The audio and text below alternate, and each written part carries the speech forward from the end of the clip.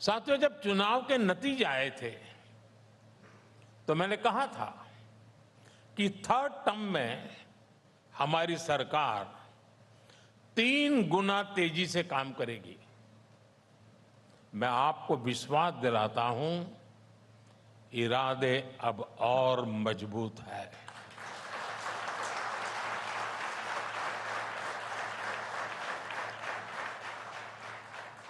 और हर देशवासी की तरह सरकार भी पूरी तरह से आशा और विश्वास से भरी हुई है। अभी थर्ड टर्म की सरकार बने 100 दिन भी पूरे नहीं हुए हैं। हम फिजिकल इंफ्रास्ट्रक्चर को आधुनिक बनाने में जुटे हैं। हम सोशल इंफ्रास्ट्रक्चर का विस्तार कर रहे हैं। हम रिफॉर्म्स में भी निरंतर आगे बढ़ रहे हैं। बीते 3 महीनों में हमने गरीबों के लिए, किसानों, नौजवानों, महिलाओं के लिए एक के बाद एक बड़े फैसले लिए हैं। हमने गरीबों के लिए 3 करोड़ नए घरों को स्वीकृति दी। हमने यूनिफाइड पेंशन स्कीम की घोषणा की। 1 लाख करोड़ रुपए के एग्रीकल्चर इंफ्रा फंड के लिए विस्तार का उसका फैसला हुआ। बेहतर क्वालिटी के बीजों की 100 से अधिक वैरायटी जारी की। 2 लाख करोड़ रुपए के पीएम पैकेज की घोषणा हुई, जिसका सीधा फायदा 4 करोड़ से ज्यादा युवाओं को मिलेगा। और 100 दिन के भीतर ही देश में 11 लाख ग्रामीण बैकग्राउंड की सामान्य परिवार की 11 लाख नई लखपति दीदी बनी है। ये महिलाओं के आर्थिक सशक्तिकरण का बहुत बड़ा काम हुआ है। साथियों, कल मैं महाराष्ट्र के पालघर में था। वहां 75,000 करोड़ रुपए से अधिक के इन्वेस्टमेंट से वाढवण पोर्ट का शिलान्यास किया गया है।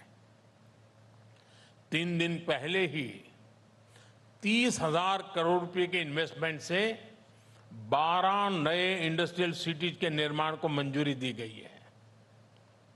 50,000 करोड़ से अधिक के 8 हाई स्पीड कॉरिडोर स्वीकृत किए गए हैं। हमने 30,000 करोड़ रुपए से पुणे, ठाणे और बेंगलुरु मेट्रो के विस्तार को भी मंजूरी दी है। इसी दौरान लद्दाख में दुनिया की सबसे ऊंची टनल में से एक के निर्माण का काम शुरू हुआ है।